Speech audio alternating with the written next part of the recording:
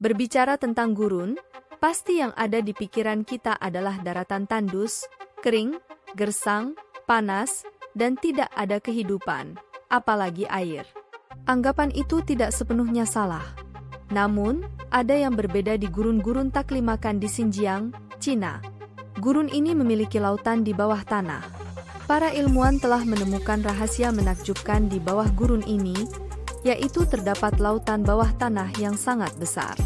Cadangan air bawah tanah ini mencakup area seluas 330.000 km persegi dan memiliki cadangan sebesar 228 triliun meter kubik, setara dengan 300 kali danau terbesar di Indonesia yaitu Danau Toba yang memiliki luas sekitar 1.130 km persegi. Di jantung benua Asia, terbentang lautan pasir luas bernama Gurun Taklimakan. Dahulu, gurun ini merupakan jalur emas jalur sutra yang ramai, mengantarkan para pedagang, penjelajah, dan ide-ide baru melintasi benua. Karavan unta dan pertukaran budaya bergema di tengah hamparan pasir yang terik. Namun seiring waktu, gemerlap masa lampau memudar, digantikan oleh keheningan gurun yang mendalam.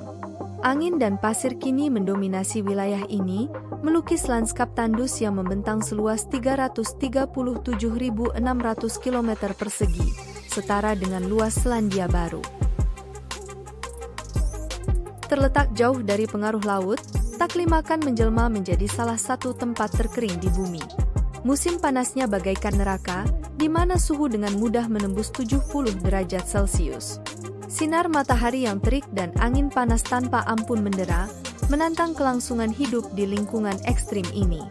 Ketika malam menjelang, suhu gurun anjlok drastis, menciptakan kontras yang mencolok antara langit es dan lautan pasir yang membara.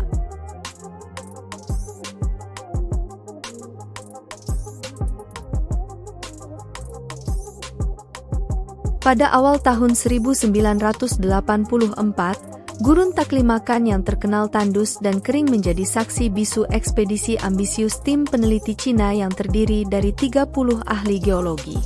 Misi mereka adalah menemukan sumber daya minyak yang tersembunyi di bawah hamparan pasir yang luas. Usaha mereka membuahkan hasil yang luar biasa. Tidak hanya menemukan ladang minyak dengan cadangan hingga 1 miliar ton di tepi gurun, mereka juga menemukan harta karun yang jauh lebih berharga yaitu sumber air bawah tanah yang sangat besar. Setelah berbulan-bulan melakukan pendeteksian dan perhitungan detail, para ahli geologi ini mengungkapkan fakta yang mencengangkan, yaitu terkubur di bawah gurun Taklimakan terdapat lebih dari 200 triliun meter kubik air. Lebih dari 20% dari air ini adalah air tawar. Penemuan ini bagaikan oasis yang menyegarkan di tengah gurun, mengubah pandangan dunia tentang Taklimakan yang selama ini dikenal sebagai tempat tandus dan kering.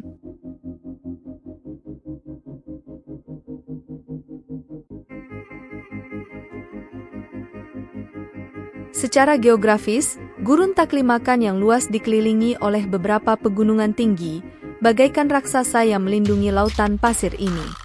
Di sebelah utara, pegunungan Tian Shan menjulang setinggi 7.500 meter, bagaikan tembok kokoh yang menghalangi angin dingin dari Siberia.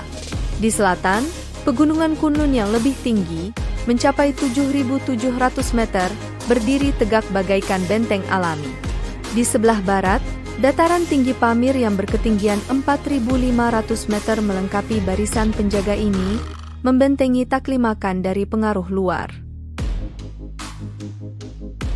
Di sebelah timur, gurun secara bertahap bertransisi ke cekungan rawa Lop Nur, menciptakan transisi yang menarik antara hamparan pasir yang kering dan area basah yang subur.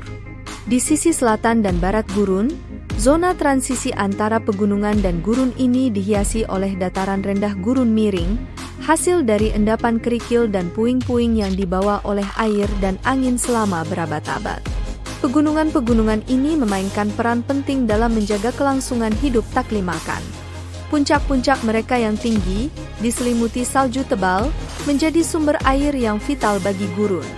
Saat musim semi dan panas tiba, salju mencair dan mengalir menuruni lereng gunung, mengisi kembali air tanah yang tersimpan di bawah gurun Taklimakan, dan membentuk sumber air bawah tanah yang kaya di bawah gurun tersebut. Aliran air ini bagaikan nadi kehidupan bagi Taklimakan, memungkinkan oasis-oasis tersembunyi dan vegetasi unik untuk berkembang di tengah lautan pasir. Meskipun air salju yang mengalir melalui gurun Taklimakan membentuk sungai-sungai kecil di permukaan, pasir kuning gurun memiliki sifat yang unik dalam menyimpan air. Pasir ini memiliki tingkat permeabilitas yang tinggi, memungkinkan air untuk meresap dengan mudah dan tertahan di bawah permukaan. Hal ini menghasilkan fenomena menarik, yaitu sumber air asli Taklimakan dan air salju yang mengalir setiap tahun secara bertahap berkembang menjadi sistem air bawah tanah raksasa di bawah gurun. Di bawah permukaan gurun terdapat lapisan pasir yang relatif longgar dengan celah yang besar antar butiran pasir. Celah-celah ini memungkinkan air untuk tertahan dan disimpan dengan baik, meminimalkan kebocoran dan penguapan. Sedangkan, pasir kering di permukaan gurun bertindak sebagai penghalang alami, mencegah penguapan air dan paparan sinar matahari langsung. Hal ini memberikan perlindungan tambahan bagi sumber daya air bawah tanah yang berharga ini.